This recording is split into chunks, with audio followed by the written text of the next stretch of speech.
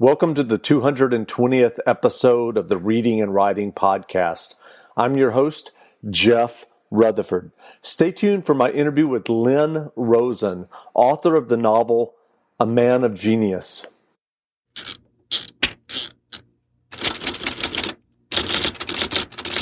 Welcome back to the Reading and Writing Podcast. My guest today is Lynn Rosen, author of A Man of Genius. Lynn, welcome to the podcast. Thank you. Great. Well, can you read the first 2 or 3 pages of A Man of Genius? I'd be glad to. The excerpt I'm reading is from the prologue. I admit I'm a misanthrope. My disdain for people is bred of age and experience and a tinge of self-deprecation. Having finally arrived at that stage in life called retirement, I claim the right to a Garbo-esque attitude. I want to be left alone. I fought the battles of life and won most of them. I'm what might be regarded as a successful man, all of which has earned me the right to sit in a corner and meditate. On what? On whatever I damn please. That's just what I was about, only it wasn't a corner. It was a deserted veranda I sat on at a lodge in the Canadian Rockies.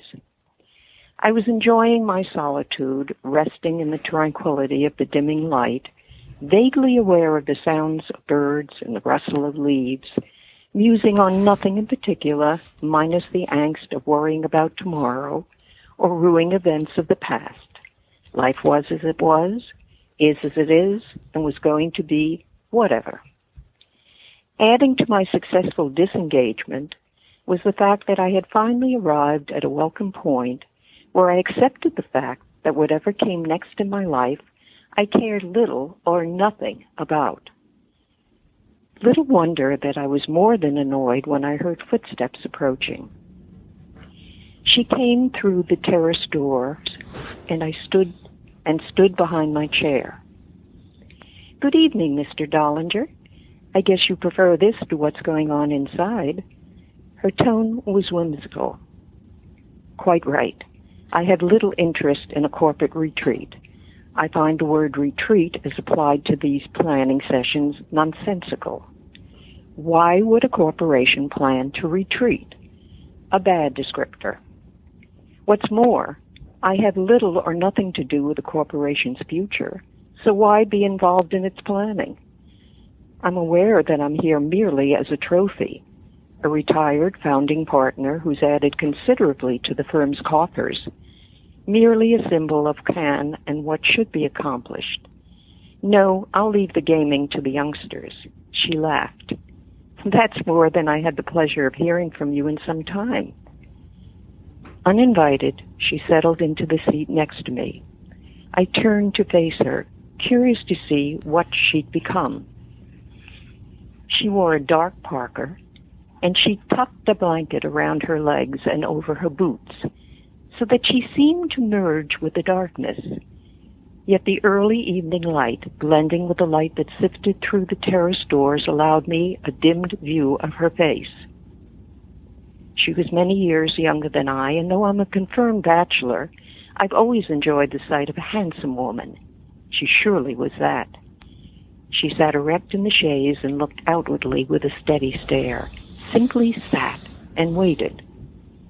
I was taken by her assured attitude, so different from when we first met some years earlier, at the time of her interview at the law firm of Batten, Dollinger, Mills and Dupre, a firm I had founded. That was in the mid-'80s when she was 29 and fresh out of law school. She came with a strong recommendation from my law school roommate, a renowned misogynist, which made me curious about her. Though there was nothing exceptional in her appearance, I clearly remembered what she had looked like. She presented a picture of propriety and confidence. She wore the attire of a professional woman, the mannish suit with the modest skirt length, the Hathaway shirt, the plain, shiny pumps with moderate heels, the simple touch of pearl jewelry, the subtle cosmetics. Her face was oval, her shining brown hair was drawn back in a bun. She was long-legged and probably shapely beneath her attire.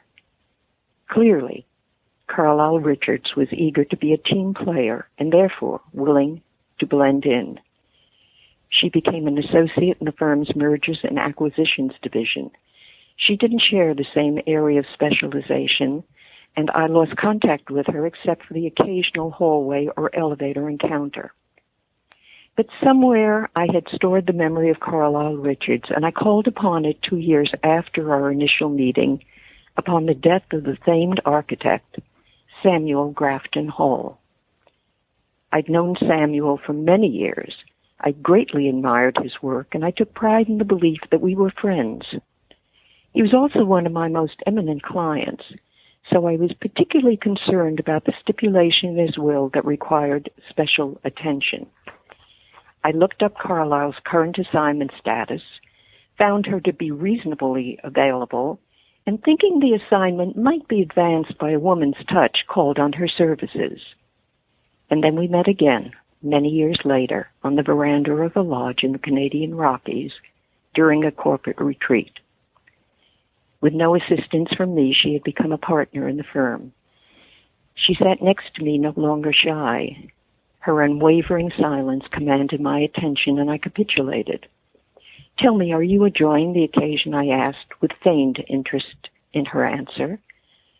"No more than you," she replied. "I've arrived where I want to be. The corporate challenges are behind me, too. No need to pay those dues again." "But you've accomplished so much." She laughed slightly. "That first rush of pride in what I'd achieved is long gone. Truth is that what I enjoyed most about my success was bringing it home. After all, what first-generation professional female from a middle-class background with 2 successful older brothers wouldn't relish rushing home to announce that she'd been named partner in one of the most prestigious law firms in the country? She awakened memories of my own career and the choices I had made. It seemed obvious from a meteoric rise that we were both spurred by the sirens of ambition. How, I wondered, had she gotten from her past to her present? How much had she conceded? Before I could find a comfortable way to pry into her life, she asked, "How well did you know Samuel Grafton Hall?" Great. Well, if someone listening hasn't heard about A Man of Genius yet, how would you describe your novel? Well, I would describe it as telling a story about an architect, Samuel Grafton Hall, who is a man of genius, and his life and the elements of his genius. But the main point about the character is that he demands reverence. And he is a man who is more than slightly flawed. He's a misanthrope. He's a womanizer. He leaves a swath behind him of people who are hurt by his actions, and yet he has very little moral fiber in him himself.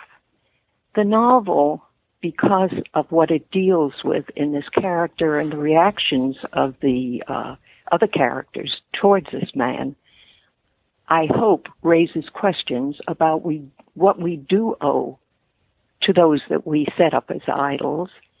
What are the criteria that we apply to those decisions about who we trust? And the question then turns upon our own set of values and our own systems of moral obligation. Those sets of criteria that we set really define us. And I hope that the reader is pushed to that level, and finally to the question in the plot line, because it's an open-ended conclusion, it's not a conclusion, to the point of saying, what would I have done? Great. Well, do you remember the original idea or impetus that led you to writing A Man of Genius? Indeed, I do. Because anything I write, and though I haven't published that much, I have drawers full of manuscripts of novels. And they all come from a memory. And the memory, of course, has been changed in time. At my age, memories dim. But they have been taken on new forms. But all of the memories that are the impetus for the stories that I write about are something that leads me to think about more universal questions, and that's what pushes me to the writing. This particular book has a backstory to it. And it goes back to 1949 or 1950, when I was an undergraduate at the University of Wisconsin-Madison campus. And I had seen and visited some of the prairie houses in Chicago that Frank Lloyd Wright had designed. And I also had visited some of the houses in the Madison area that he had designed. And I found a way to get even closer to his work at what I considered the very heart of his work area, which was Taliesin in Spring Green, and it was about 100 miles outside of Madison.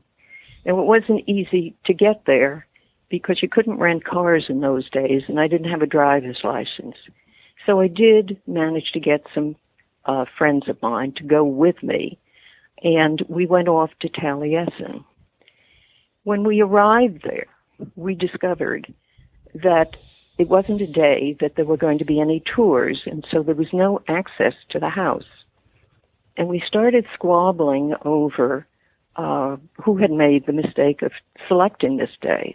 Now, none of my friends were the least bit interested in Frank Lloyd Wright or his work, but I had tempted them to go because I had said that there were apprentices in the studios working there, all men, all bereft of any female companionship, and would be delighted to see some co-eds from the university. And that was their temptation to go there. And there we stood right in front of the door of Taliesin arguing. And this woman came up to us and asked what was the problem, and we told her. And she introduced herself as Mrs. Frank Lloyd Wright. And she invited us into the house.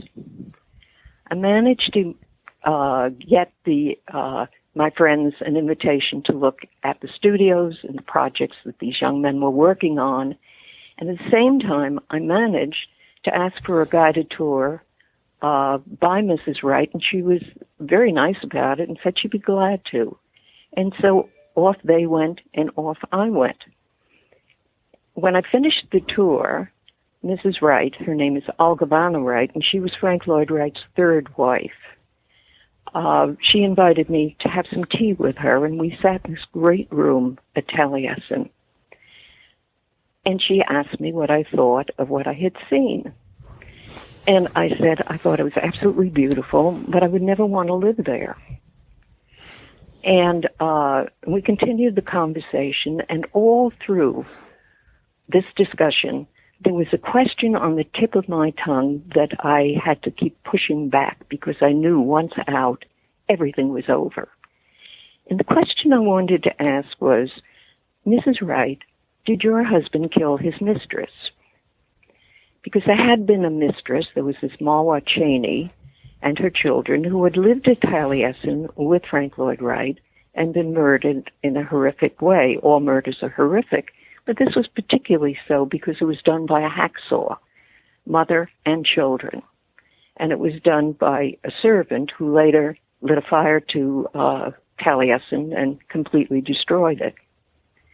At the time, though Frank Lloyd Wright was at the Chicago exhibition, people thought that he had set up the situation and the murder because he had, everyone knew about his liaison with Mawa Cheney, and he was, there was a question of whether he was going to go to jail for it, because in those days morality issues were, in front and center, and he was losing all his clients, and so he was in a dreadful position because of this relationship, and would have done very well if he could have ended it.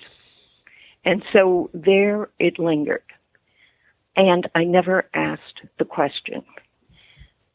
But the question stayed with me, and the incident stayed with me. And then I began to wonder why. Why is it so important? Why does it stay with me? And that's how we come back around to what I had said before about the novel itself, because it asks an open-ended question.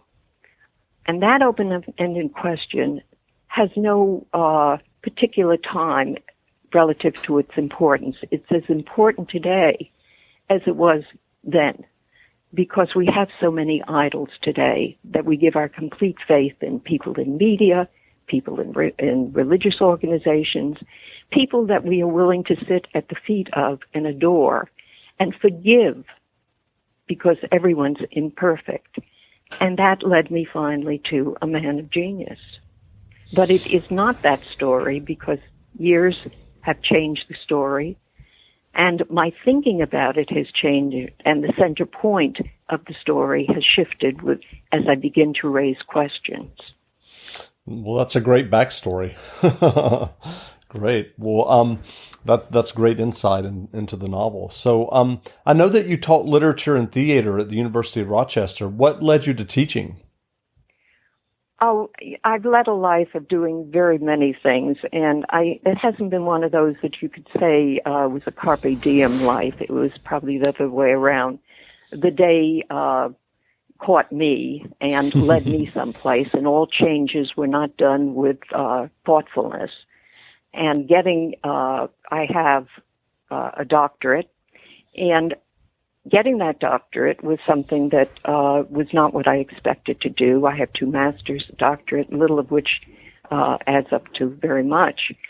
But it was during the time that I had completed 2 masters, and it was a time in academe where, because of several circumstances nationally and internationally, there was a need for university teachers.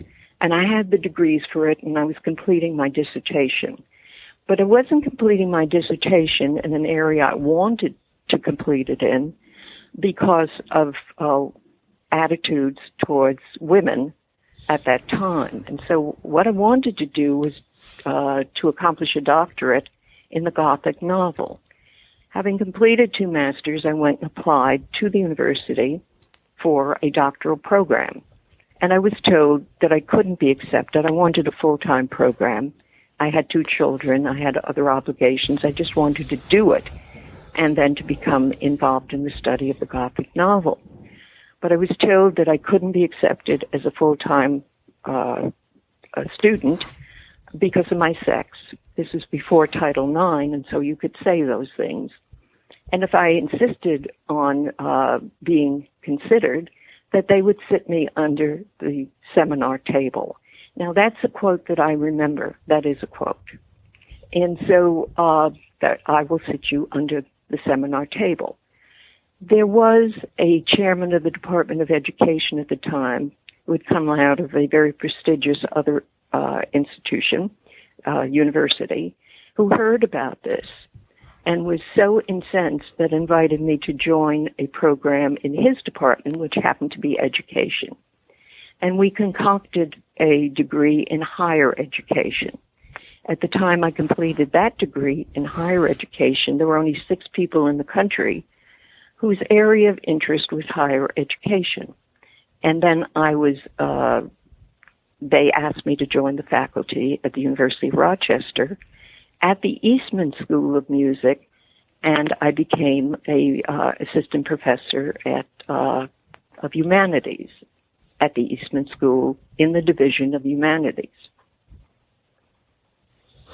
Great. Well, I know that earlier you said you had a drawer full of manuscripts you've written over the years. What advice would you have for aspiring writers who might be listening and are interested in writing their own novels or short stories? I think that from my own experience, I think that it's the joy of writing.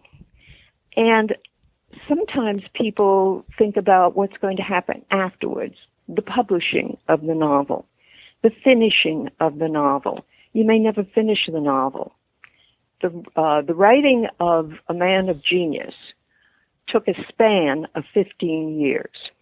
9 of them were in the actual writing. I think that it is the idea that has to compel you to write. And if you don't have this sense of compulsion, that's something that intrigues you, that's something you want to put down and figure out, that there's something that carries, again, the question that you shouldn't do it. because not in the form of a novel. You know, you can do other things with it, but I think that there are, a novel is a different kind of a commitment in the intricacies of this expanded story. And so I think that don't think about the end, think about the process and really be committed to whatever you are addressing in the novel. Great. Well, are there books and authors that you've read recently that impressed you and that you would recommend? You know, I must tell you that I would recommend going back to the people that set the course for most of us. For instance, I think that one of the greatest novels ever written is Tristram Shandy. Now, I know that puts me in an odd category, but if you want to understand novel writing, go back to Tristram Shandy and think about it, and think about the how one works through time, think about plot line, and certainly in the Gothic novel, I go back to Anne Radcliffe. And those, so I am not a modernist in any way. I do go back and read and read and read. I think that there are writers, you know, particularly Allende and people like that, that did, you know, that really are excellent novelists in certain genres, and certainly magical realism and those aspects. She is a really impressive novelist. And so at times, you know, are others. But I do think that that one should go back and look at early novels. So few of them are reread. Great. Well, are you working on another novel now? I am. And by working on it, it begins in my head. And it's something, again, that happened to me, and happened to me many, many years ago, and then again in the late 1950s. It stayed with me, and I have no idea why it stayed there. It didn't take more than 5 minutes for the occurrence to happen and be over with, but it never left me. And I'm beginning to think that it has something in it that would be appealing to work on. Great. Well, again, we've been speaking with Lynn Rosen, author of A Man of Genius. The novel is available in bookstores now, so go grab a copy. And Lynn, thanks for doing this interview. It was my pleasure. Thank you for asking me. Great. So this will go up in the next 2 or 3 weeks. I have a couple in the queue before you, and I'll just let your publicist know when it goes up, and there'll be a link to it. That's great. Thank you so much. And Great. I hope it works out well. And I really enjoyed doing it. Thank you. Thank you. Thank you. I enjoyed it as well. Have a good day.